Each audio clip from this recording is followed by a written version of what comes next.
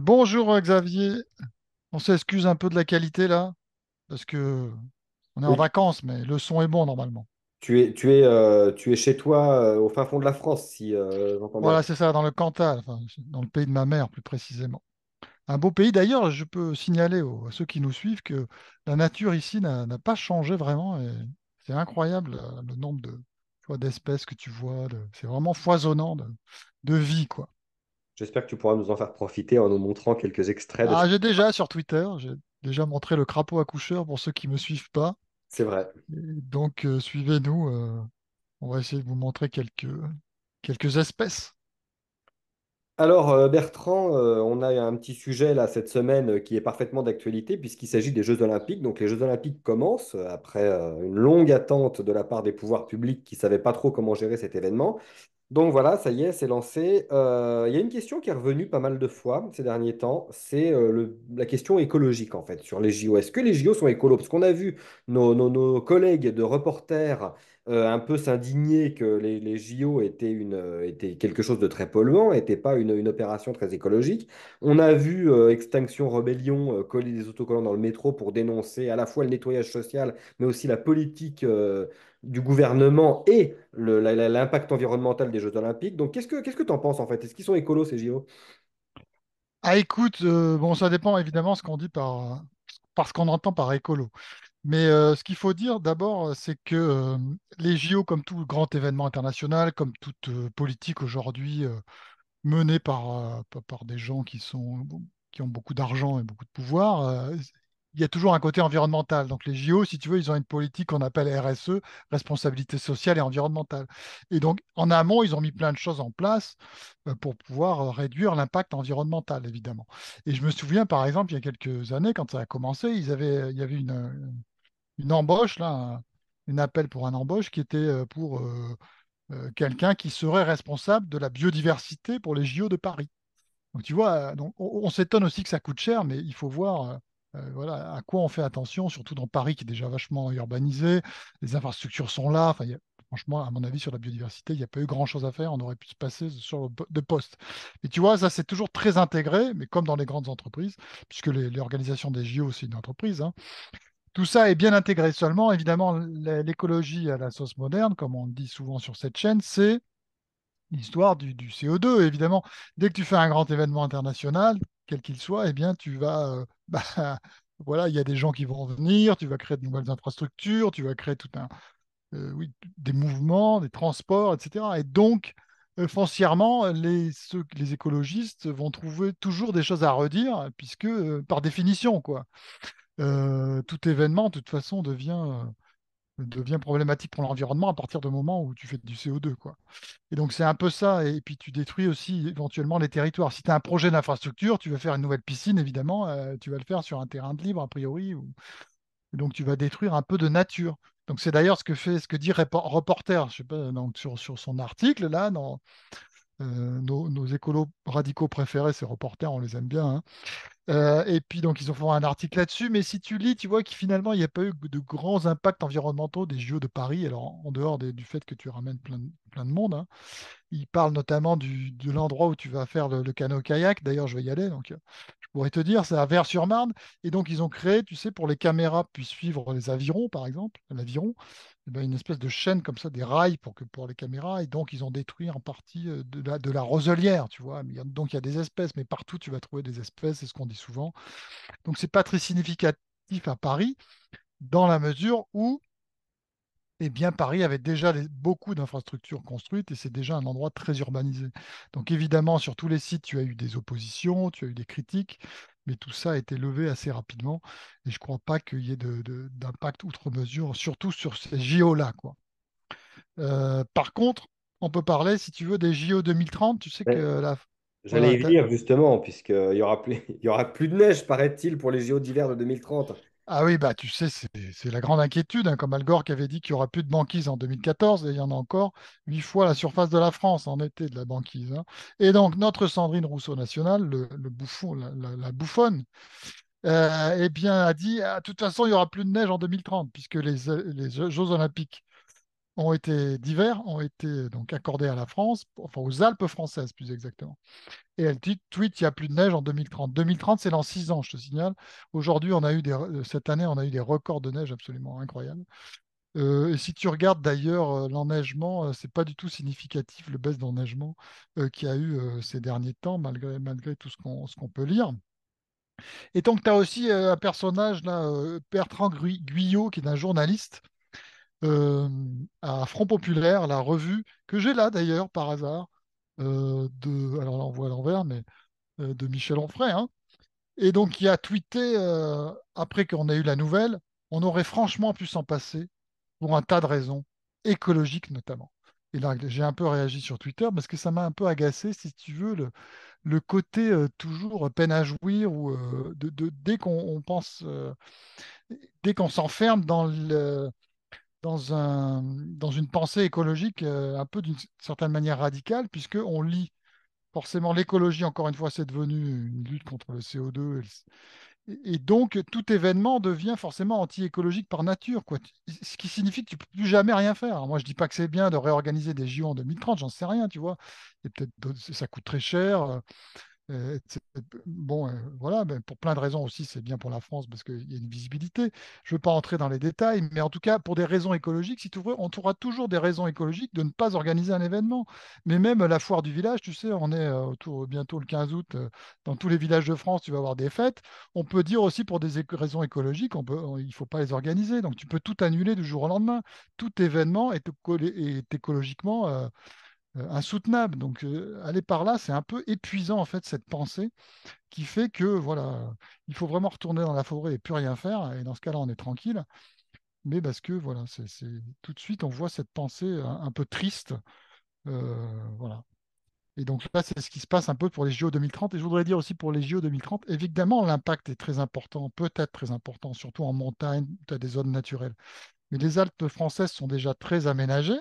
Il y a les parcs nationaux aussi, le parc de la Vanoise, etc., des écrins. Il y a quand même beaucoup d'infrastructures qui sont déjà là. C'est des pistes qui sont.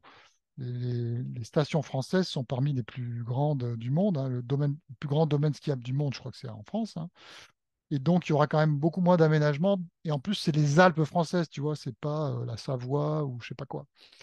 À Sochi, je me rappelle, ils avaient tout construit. Les Alpes françaises, il y a beaucoup de choses qui sont déjà là, déjà construites. C'est un peu comme Paris, quoi. Donc, eh ben, écoutez, on verra ce que ça donne, mais arrêtons de vouloir tout interdire pour des raisons écologiques.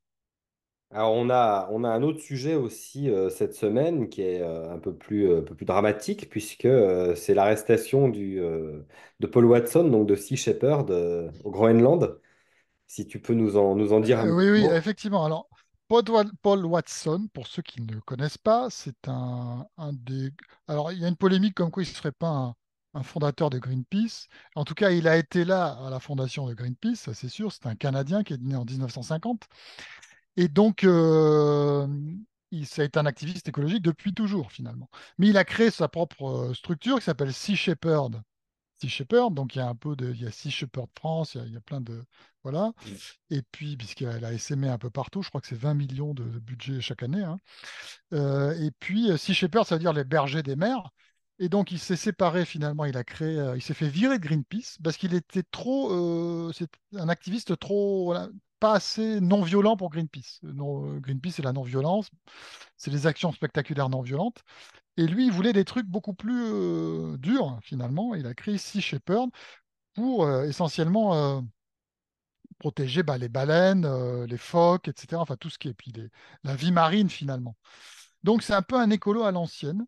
Alors, ce qui est rigolo avec des personnages comme Paul Watson, tu sais, c'est ces personnages qui ont jamais vraiment grandi.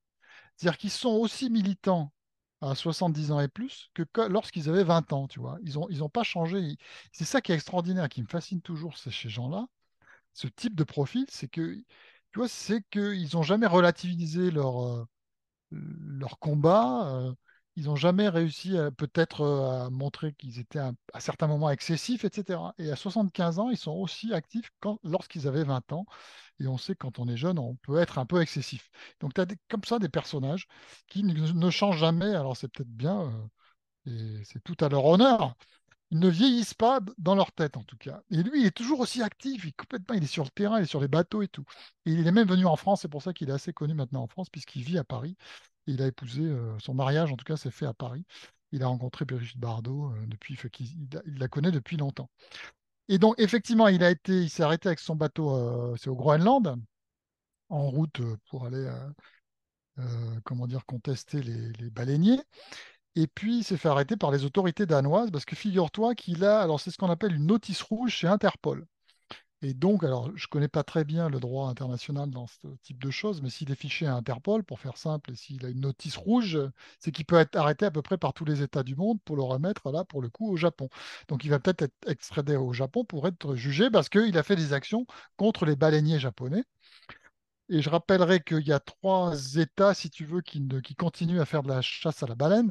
C'est bah, le Japon, l'Islande et la Norvège. L'Islande et la Norvège, tu comprends qu'ils ne font pas partie de l'Union européenne, notamment pour des questions de pêche, hein. C'est la politique européenne de la pêche qui les interdit depuis très longtemps de faire partie de l'Union européenne. Donc, c'est des choses qui sont économiquement très importantes pour ces pays-là.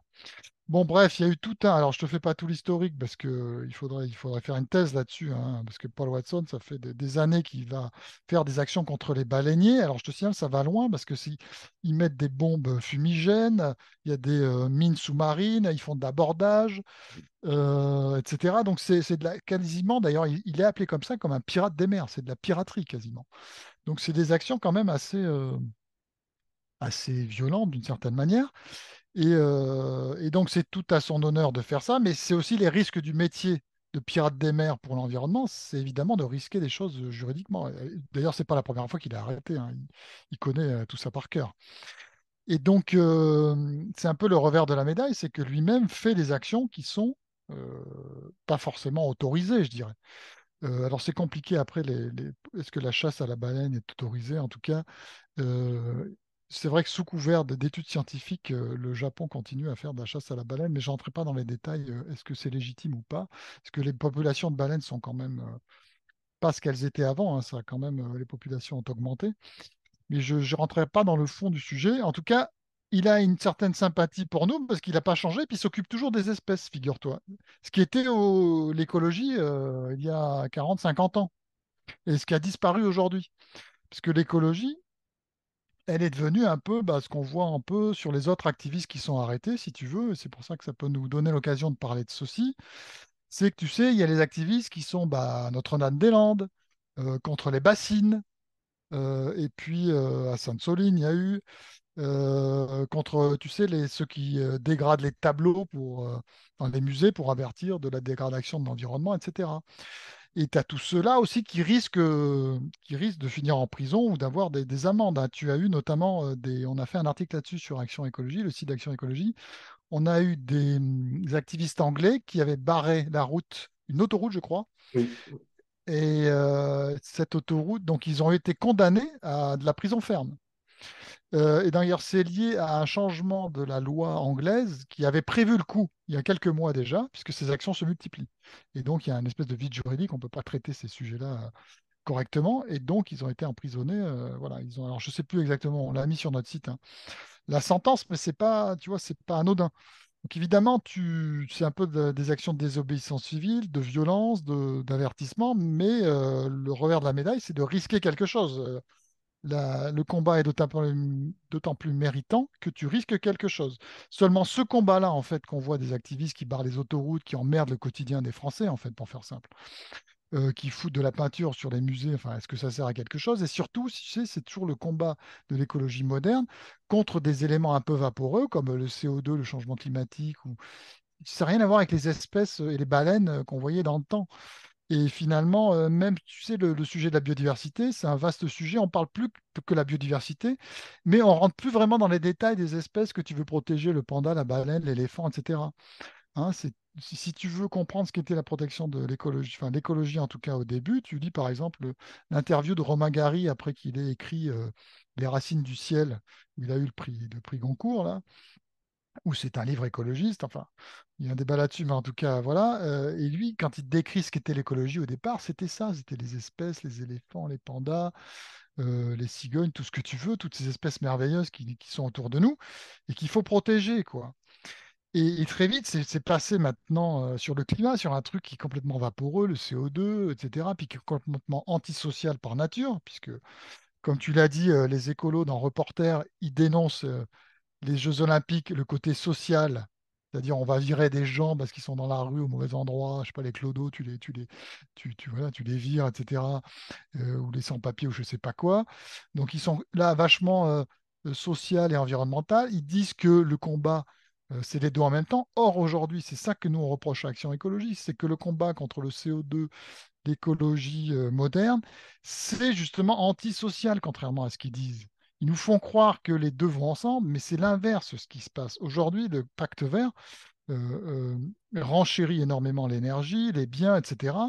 Et c'est les plus pauvres d'entre nous qui en souffrent. Donc, je suis désolé, l'écologie est antisociale, contrairement à ce que dit Reporter et tous les autres. L'écologie, encore une fois, qui n'est plus qu'une lutte contre le CO2 complètement délirante, et puis aussi une lutte pour la biodiversité, mais cette biodiversité qui n'est plus incarnée par des espèces, quoi.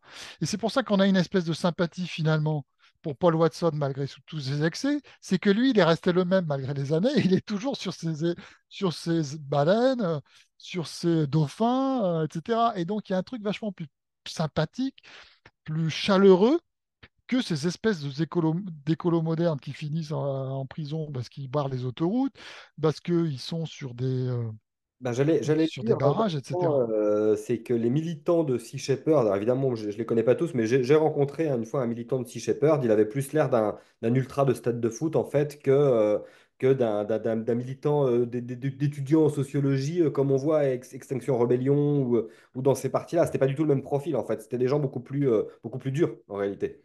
Oui, c'est vrai qu'ils sont effectivement ils sont durs, comme tu le dis, et leurs actions le montrent. C'est pour ça qu'ils se sont barrés de Greenpeace.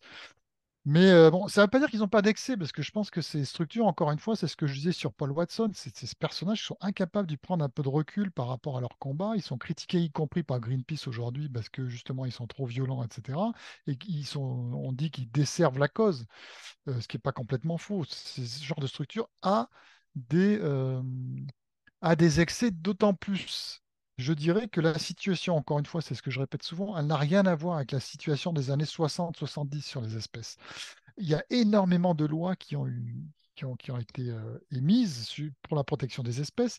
Bien souvent, les espèces, comme on l'a montré, se portent beaucoup mieux. C'est pour ça d'ailleurs qu'on a tendance, des ONG ont tendance à parler de biodiversité un peu comme ça, de façon évanescente, sans aller dans le détail. Parce que quand tu vas dans le détail, notamment en Europe, tu t'aperçois qu'il y a plein d'espèces qui vont vachement bien. Et donc, évidemment, voilà. Mais donc, on est là-dedans. Il faut pas, on fait pas d'analyse ici voilà, de la chasse à la baleine, parce que franchement, il faudrait, je pense, faire une vidéo spéciale là-dessus qui durerait 2 heures pour faire un peu le tri et pour comprendre exactement ce qui se passe entre l'état des populations, l'action de Sea Shepherd, etc. Ce qu'on peut dire aussi quand même sur Sea Shepherd, c'est qu'ils ont eu des actions qu'il faut saluer contre les éoliennes. Tu sais, il y a des ONG qui sont, comment dire, ambiguës sur les éoliennes, notamment la LPO en France, même FNE, enfin beaucoup d'ONG. Et Sea Shepherd sur les éoliennes en mer ont été très très clairs, très très vite. Et justement, il y a une polémique d'ailleurs avec la LPO il y a quelques années. Sea Shepherd ayant vraiment dénoncé l'action de la LPO comme étant voilà, problématique par rapport à cette question des éoliennes. Et donc ça, on peut saluer. D'ailleurs, c'est ce qu'a fait Fabien Bouglet là, sur Twitter. Dans sa délicatesse habituelle, il a salué Paul Watson parce que c'est un grand ennemi des éoliennes. Tout ce qui n'est pas être un ennemi des éoliennes est forcément bien pour Bouglet, hein. Donc voilà, Paul Watson a été salué. On peut le saluer quand même pour sa lutte contre les éoliennes en mer, qui est un peu débile aussi et qui pose plein de problèmes pour les espèces, notamment les oiseaux qui peuvent rentrer dans les éoliennes. Donc voilà, Paul Watson, c'est un peu une relique de l'écologie d'avant, même si, excuse-moi, j'ai plein de mouches là, je ne sais pas si ça se voit, la biodiversité se porte bien dans le Cantal là. Voilà, donc c'est pour ça que je fais plein de gestes des fois comme ça. Ben, merci beaucoup, Bertrand. Ben, je t'en prie, puis à très vite sur notre chaîne. N'hésitez pas à vous abonner. Liker, à partager, Voilà. Et puis on va regarder un peu les JO quand même. quand même. Voilà. Allez, Allez. à plus.